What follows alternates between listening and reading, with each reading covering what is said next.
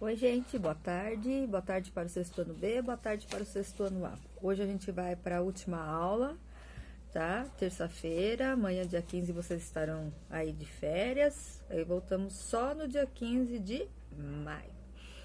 Mas se tiver que voltar antes, a gente volta antes, tá? Então, galera, a gente vai fazer essa aula aqui, ó, módulo 14 e o módulo 15 junto, tá?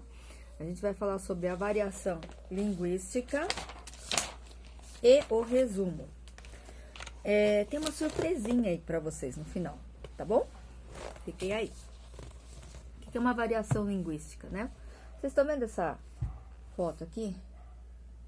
Isso daqui é uma variação que nós vamos ter. Mas aí, o que seria essa palavra? Qual é o significado dela, né? Então, é uma variedade muito grande que nós vamos ter, não só de pessoas aqui, mas também da forma, linguagem como elas falam, como elas reproduzem, né, o cotidiano delas oralmente, tá certo?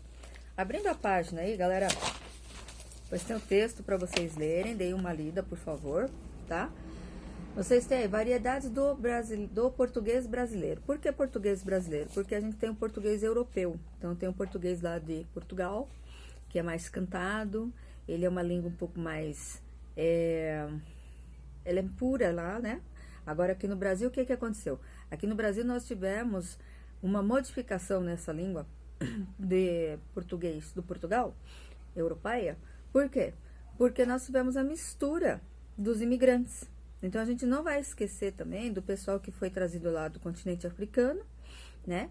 Então, eles já misturaram com os índios. Então, nós tínhamos os portugueses, os índios primeiro, depois os portugueses que chegaram, colonizadores, aí vieram os grupos, as tribos trazidas lá da África. Já misturaram essas três línguas. Depois disso, começaram a vir depois, primeiro os libaneses, aí depois vieram os imigrantes, né? Os europeus. Então, os alemães, os italianos, os japoneses. Aí, vocês imaginam essa miscelânea toda formando, então, o português do Brasil, tá? Por isso que vocês têm isso aqui aí na página 124, tá? Vocês já aprenderam na aula passada o que seria marcar as palavras-chave. Então, aqui também, a Pro já marcou tudo, ó, tá? Então, eu vou dar uma lidinha rapidinho com vocês vão marcando aí, tá? Os modos diferentes de falar o português brasileiro resultam que os estudiosos da língua denominam de variação linguística. Marca esse parágrafo aí. Essa variação se manifesta em diversos níveis. Há diferenças no modo de falar dos jovens e dos idosos, de moradores de várias regiões, estados ou cidades, pessoas com grau de escolaridade diferentes, profissionais de áreas distintas. Então, aí explicando. Os modos diferentes de falar, então, dos vários níveis. Vocês falam igual os seus avós? Se você falar assim pro seu avô, cola aí, avô. Ele vai falar o quê? Eu não tenho cola, filho. Né? Se você falar pra sua mãe aí, mano, o que você vai escutar? Meu irmão. Mais ou menos isso, né? Moradores de várias regiões. Então, muitas vezes, né, aqui no Brasil nós somos em 5 regiões, vocês verão diferenças entre sul, sudeste, norte, nordeste, centro-oeste, tá? Então, uma gíria que funciona bem aqui, ela não vai ser aceita ou vai ser muito esquisita em uma outra região, tá? Então, isso daí seriam as nossas variações regionais, tá? Tanto dentro de estado quanto de cidades. E pessoas de graus, né, de escolaridade diferente. Então, isso daí é uma coisa assim pra gente discutir em sala de aula, quando a gente voltar, a gente vai retomar esse assunto, tá? Bom, lá embaixo, vocês têm aí no 1, 2, 3, 4, no 5º parágrafo, a variação linguística pode ter ainda em comum. Isso daí vocês vão marcar, tá? Esse parágrafo aí e as 2 bolinhas. A situação geográfica ou regional, o fato das pessoas ocuparem o mesmo espaço geográfico dá origem a diferenças na pronúncia, no ritmo, no sotaque, no vocabulário e na formação da frase, que foi o que a Pro falou. Por isso, existem vários modos de falar, como pernambucano, gaúcho, mineiro, fluminense, tá? A idade, a questão da idade também. Pessoas de faixas etárias diferentes usam a língua de modo diferente, também, certo? Então, isso daí acho que é uma coisa simples, né? Não precisa se estender muito. O que interessa pra gente é isso aqui, ó. tá certo? Variação de registro. Nós vamos ver aí registro, que seria coloquial, e o registro formal, tá bom? Então, registro coloquial. Como que a pessoa falaria? Olha o exemplo que eles colocaram aí. Cara, a gente achava maior legal jogar conversa fora quando fazia maior friaca. Aí o registro formal, nós apreciávamos muito conversar nas noites frias de inverno. Não? Vocês viram a diferença? Tá? Então, isso é muito interessante da gente perceber dentro da linguagem. A linguagem, ela não é uma coisa fixa, ela muda. Ela muda tanto que é a linguagem oral que vai fazer com que a nossa língua sofra constantes mudanças. Inclusive, até quando a gente tem aquela situação do, nossa, começaram a falar, e aí depois passou para o registro. O registro que seria? O registro seria o dicionário, tá? Então, primeiro, o pessoal começa a falar, e fala tanto, que depois acaba até dicionarizando, tá? Bom, na norma padrão, vocês têm na página 125, a variedade da língua considerada a mais apropriada para o ensino, eu uso em situações formais a chamada norma padrão. Como que a gente vai adquirir isso? Lendo, tá? Sem ler, a gente não consegue adquirir vocabulário suficiente para que nós possamos nos expressar adequadamente e escrever bem, tá bom? Aí vocês vão ter um link, tá? Também com essa musiquinha aqui, ó, que é muito bonita, que é a Asa Branca, do Luiz Gonzaga. Então, vocês acompanhem, ouçam a música e acompanhem aqui, vejam a letra, tá? Como é interessante isso daí. Depois, lá na outra página, lá na página 126, vocês têm o preconceito linguístico. Só falando rapidinho, tá, gente? Preconceito linguístico, pré-conceito. É um conceito que a gente cria antes de conhecer. Então, muitas vezes a pessoa fala errado, fala assim, vassoura. Quantas crianças eu já não ouvi falando, minha avó fala vassoura, porque antigamente se falava, tá? Fala assim, salsicha, né? Ah, mas não é salsicha, é salsicha. É que depois passou a ser salsicha, mas antigamente era salsicha. A frecha, tá? Então, antigamente a gente usava isso. O antigamente que eu falo, gente, é 1910, 1920, tá? Tem 100 anos isso daí.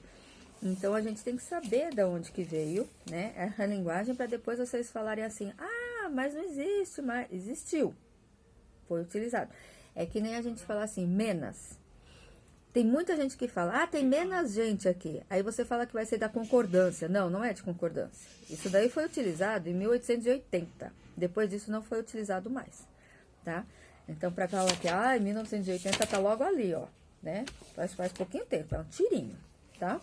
Bom, aí a gente vai passar pro módulo 15. Lembrando que a correção do módulo 14 vai ser feita no AVA, tá? Todas as páginas serão corrigidas lá. Então, ó, aqui temos o resumo. Resumo, galera, não é cópia do texto, tá? Não é pegar o texto e falar assim, eu vou copiar 2 palavras, as 2 palavras-chave a professora vai aceitar como resumo. Não, tá bom? Então, resumo é você ler o texto, que é bem interessante, um livro, por exemplo, aí a professora, muito legal, vai pedir para vocês lerem um livro também, vai ser muito legal, e aí vocês vão ter que fazer o resumo, beleza? Bom, lá na página 132, vocês têm o que seria o resumo. Então, lendo aí para vocês. Quando se faz um resumo, transforma-se o conteúdo de um texto em algo simples e curto, apresentando em poucas palavras sua ideia central e os aspectos essenciais. Eu não posso tirar todas as preposições e conjunções e falar que aquilo ali é um resumo, tá? Eu tenho que pegar a ideia central. Então, eu tenho que ler, vocês terão que ter esse trabalho, tá? Para fazer o resumo. Aí, tem um quadro aqui bem interessante, tá? Tá escrito assim, o resumo contém as informações, os fatos, as ideias mais importantes de um texto pré-existente, ou seja, o texto já existe. Você vai lê-lo e você vai resumi-lo, sem qualquer juízo ou opinião sobre eles. Reproduz as informações na mesma sequência que o texto resumido. É sucinto, breve. Apresenta linguagem simples, clara e objetiva. pessoal, isto é, o autor cria o próprio texto, sem copiar o texto resumido, ou seja, não é cópia, tá? O texto pertence a alguém e você vai diminuí-lo. Então, se o texto tiver, por exemplo, 10 páginas, você diminui para 5. Simples assim, tá? Aí, lá na página 133, aqui, vocês têm a paráfrase. A paráfrase, vocês têm que tomar cuidado aí para não fazer um plágio. Plágio é cópia, tá? E isso dá processo. Aí, o parafrasear é recriar um texto com outras palavras. Então, vocês têm que ter aí uma riqueza de sinônimos, tá? Sem alterar o seu conteúdo. Vocês não vão alterar a ideia dele. Ao novo texto se dá o nome de paráfrase. Então, pode-se parafrasear um texto, 2 pontos. Reescrevendo integralmente, ou seja, criando um outro. Por exemplo, eu pedir para vocês recriarem a fábula da raposa e as uvas, tá? Quem eu colocaria no lugar da raposa? Uma criança. Uma criança com fome que saiu lá da floresta, ou do bosque, ou do parque. Aí vê as uvas, a parreira tá lá em cima, e aí ele não consegue pegar as uvas.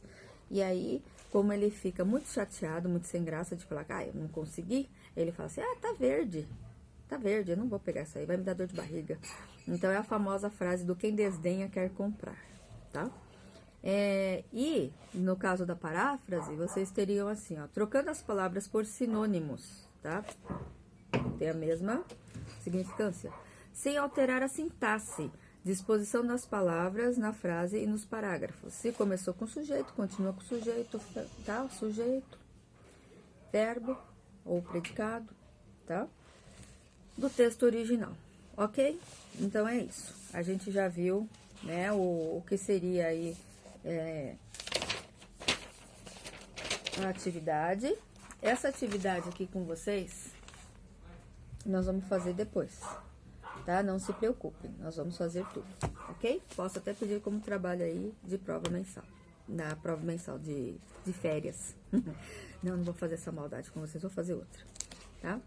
Bom, então, pra gente encerrar esse primeiro bimestre, e porque vocês lerão um livro do Monteiro Lobato, eu trouxe a Emília aqui para contar uma história para vocês, certo? Olha, gente, fiquei linda, chocante, maravilhosa. Aí é assim. Era uma vez uma menina muito brava. Ela era muito brava, mas ela era muito birrenta, tá? E ela morava próximo ao sítio do Pica-Pau Amarelo. Toda vez que ela ia lá, o tio Barnabé falava pra ela assim, Ana, você não tomou banho de novo? O que acontece com você? Aí a menina falava pro tio Barnabé assim, pra que tomar banho, tio? Não precisa. Uma vez por semana, uma vez por mês tá bom. Nossa, o tio Barnabé ficava doido. Aí um dia até comentou com a Emília, né? Nossa, mas aquela sua vizinha, Emília, você precisa falar com ela, porque ela precisa tomar banho, sabe? É uma coisa assim de higiene. Aí a Emília já falava pra ele, tio, eu vou falar com uma outra pessoa. Essa pessoa vai dar um jeito nessa menina. E ela foi falar com quem? Ela foi falar com a Cuca, tá? Amor, pega a Cuca ali pra mim, por favor. A Cuca, gente, ela mora numa gruta. Uma gruta assim, chiquetérrima, tá? E a Emília foi lá falar com ela pra combinar uma coisa, a verde. E foi o seguinte, as duas lá, numa conversa ali, muito louca as duas, elas combinaram que iam ensinar a menina uma lição. Olha a Cuca aqui, gente. Linda ela, não é? Enfim, as duas então conversaram e combinaram de conversar com a menina o dia que ela aparecesse lá pra ver o tio Barnabé, porque ela gostava muito do tio Barnabé, porque o tio Barnabé contava umas histórias muito legais pra ela. Enfim, a menina um dia apareceu. Olha! Apareceu, foi embora. Enfim, o tio Barnabé já estava sabendo da história. Aí ele falou o seguinte: Vamos dar um susto nessa menina e vai ser hoje. Enfim, a menina chegou e chamou: Tio Barnabé! Tio Barnabé! E nada. Ô, tio Barnabé! Lá do portão, lá do sítio. E nada. De repente, a menina começou a escutar o nome dela. Zica!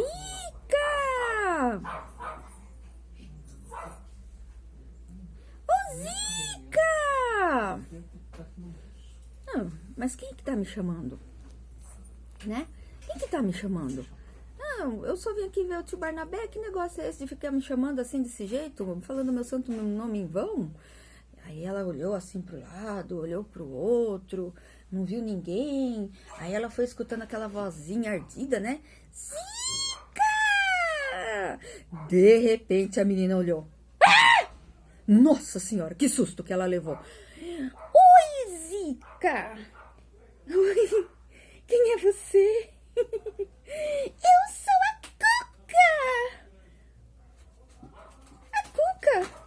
Dona Cuca, eu já ouvi falar da senhora. Tá tudo bem? Eu estou ótima, Zica!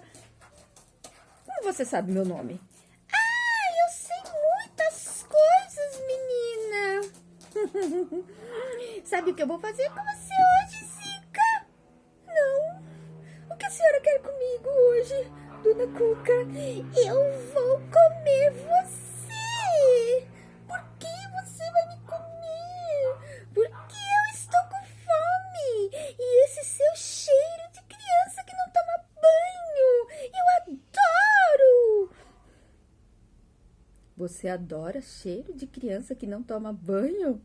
Sim, porque é um tempero especial na minha sopa. A Zica levou um susto tão grande que ela correu. Ah, perdi o meu almoço. Vou reclamar com a Emília. E aí, a Dona Cuca resolveu então ir embora, porque, afinal de contas, ela já estava com o almoço dela pronto.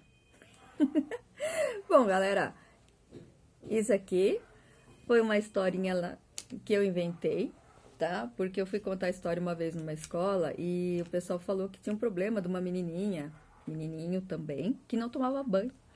Aí eu falei, ah, vamos, né? Já que eu tava indo de Emília mesmo, não foi aí, tá? No Brida, foi em outra escola. Aí eu aproveitei para contar essa história da Zica ou do Zizu, tá? A gente tem os dois. Então é isso, gente. Eu vou me despedindo de vocês hoje. Hoje é dia 14, tá? Amanhã, dia 15, vocês estarão de férias. Mas assim, vai ficar um trabalhinho de férias para vocês, tá bom? Então, até breve, gente. Se cuidem.